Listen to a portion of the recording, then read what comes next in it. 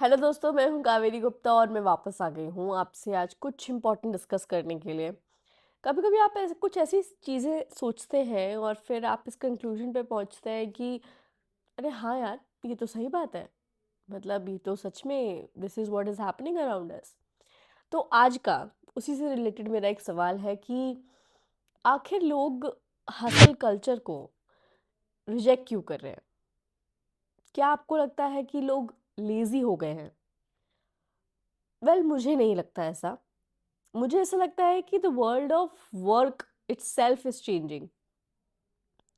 Early 2000s में ना career का एक बहुत ही सिंपल फॉर्मूला होता था कि आप एक अच्छी नौकरी ढूंढो, उसे ज्वाइन कर लो, हार्ड वर्क करो और लॉयल रहो उस कंपनी के साथ, और in return the company is also going to reward you for that loyalty and hard work and it will give you promotions, अच्छी सैलरी देगी, शायद मरते दम तक आपके साथ रहेगी, because the companies were also like that earlier.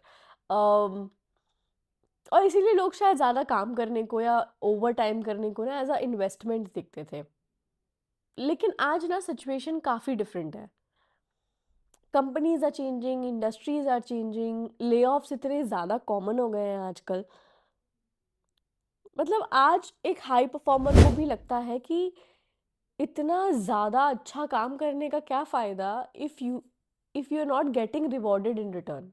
मतलब मैं अपनी लाइफ किस चीज़ के लिए सैक्रिफाइस कर रहा हूँ if there is no guarantee, no job security, I can be laid off any time that the company feel. मतलब अगर कंपनी को नहीं लग रहा है कि आप उनके लिए यूज़फुल हो या उनको अपने एक्सपेंसेस कट करने हैं एंड दे थिंक कि आप यूज़फुल नहीं हो उनके लिए एनीमोर, तो कंपनी आपको रिप्लेस कर देगी।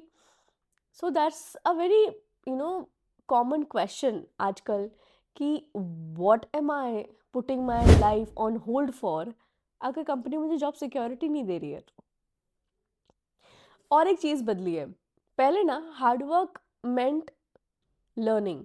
जब आप अपना करियर शुरू करते हो ना, तब आपकी नौकरी ना आपको बहुत कुछ सिखाती है। आप टेक्निकल पर्सपेक्टिव से बहुत कुछ सीखते हो, आपका कॉन्फिडेंस बिल्ड होता है, आप अलग अलग तरह के लोगों से मिलते हो, आप कम्युनिकेशन स्किल्स सीखते हो।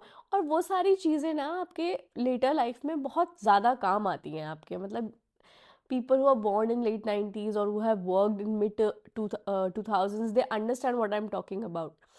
लेकिन एक पॉइंट के बाद ना extra work does not always mean extra growth. एक पॉइंट के बाद extra work just mean extra work, और ये डिफरेंस होता है एक्सप्लॉयटेशन में और ग्रोथ में। अगर आप एडेड रिस्पॉन्सिबिलिटी ले रहे हो, आप उससे कुछ सीख रहे हो, उसका लॉन्ग टर्म में आपको कुछ बेनिफिट हो रहा है, then of course it is growth. लेकिन आप कंसिस्टेंटली उतना ही काम कर रहे हो या उससे ज़्यादा काम कर रहे हो लेकिन उससे आप कुछ सीख नहीं रहे हो, आप खुद में कुछ बदलाव नहीं देख रहे हो, आप एक्साइटेड नहीं हो, आप कॉन्स्टेंटली बर्nt आउट फील कर रहे हो, there is no fair compensation, there is no appreciation, then that is not ambition, and then that is not growth, that is pure exploitation. एक और रीज़न जो मुझे लगता है कि हसल कल्चर ने ना हम सबको ये बिलीव करना सिखा दिया कि करियर ही सब कुछ है। इसलिए ना हमने सब चीज़ को ऑन होल्ड डाल दिया, हमने हर चीज़ को पोस्टपोन कर दिया कि लाइफ बाद में, फ्रेंड्स बाद में, फैमिली बाद में, हॉबीज़ बाद में, यहाँ तक कि आपकी हेल्थ बाद में, आपका खुद को एक्सप्लोर करने का, दुनिया घूमने का, ऑल योर ड्रीम्स बाद में। Career was the most important thing. वो होना चाहिए, career is important, it is going to pay your bills. लेकिन जब आपका सब कुछ, सारा टाइम एक ही चीज़ कंज्यूम कर रही है, तो आपको पता कैसे चलेगा कि आप उसके अलावा भी किसी और चीज़ में अच्छे हो? इसलिए भी शायद आज लोग हसल कल्चर को इतना क्वेश्चन करते हैं, बिकॉज आज अपॉर्चुनिटीज़ पहले से बहुत ज़्यादा है। तो आप ये सोचते हो कि जब मैं अपना टाइम 4 चीज़ों में लगा सकता हूँ और मैं 4 चीज़ों में अच्छा हूँ और मैं 4 चीज़ों से पैसा कमा सकता हूँ, so why should I invest all my time, all my energy into one place when I can be good at 10 other things? और शायद सबसे इम्पोर्टेंट चेंज जो मुझे लगता है कि लोगों ने अपने काम से ना खुद के आइडेंटिटी को अलग कर दिया है। अब पहले हम खुद को इंट्रोड्यूस भी ऐसे ही करते थे, hi I am a engineer, hi I am a consultant, hi I am a journalist for that matter.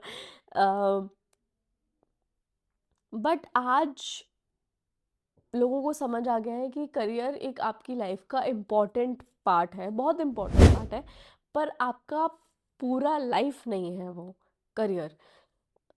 And that's why you can be two things at the same time, it doesn't matter, and it's good, in fact if it's paying your bills it's good.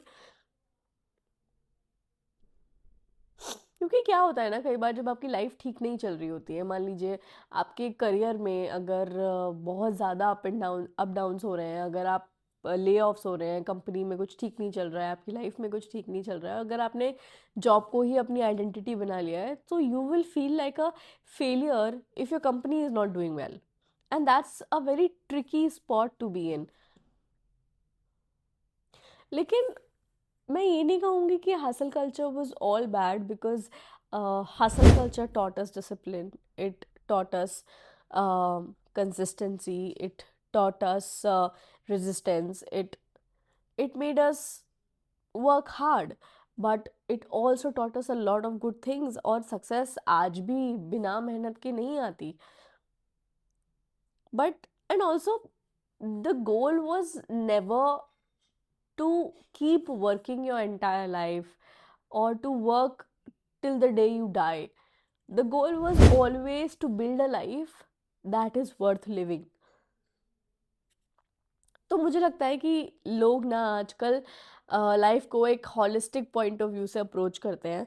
They have understood कि of course career ज़रूरी है, लेकिन career के साथ साथ भी बहुत सारी चीज़ें ज़रूरी हैं, और आपको उन सबको एक सामंजस्य में बिठा के चलना है। ऑफ कोर्स वो सामंजस्य बिठाना, दैट बैलेंस, वो बैलेंस बिठाना कभी कभी बहुत डिफ़िकल्ट हो जाता है। इनफैक्ट कभी कभी नहीं, कई बार बहुत डिफ़िकल्ट होता है, लेकिन that's the beauty of life, you have to do it. And of course the older ways of working tirelessly does not necessarily apply today. The older ways of success, the older ways of living life does not apply today, and that's the beauty of change. You and I, we are changing, the world is constantly changing, and that's the beauty of life.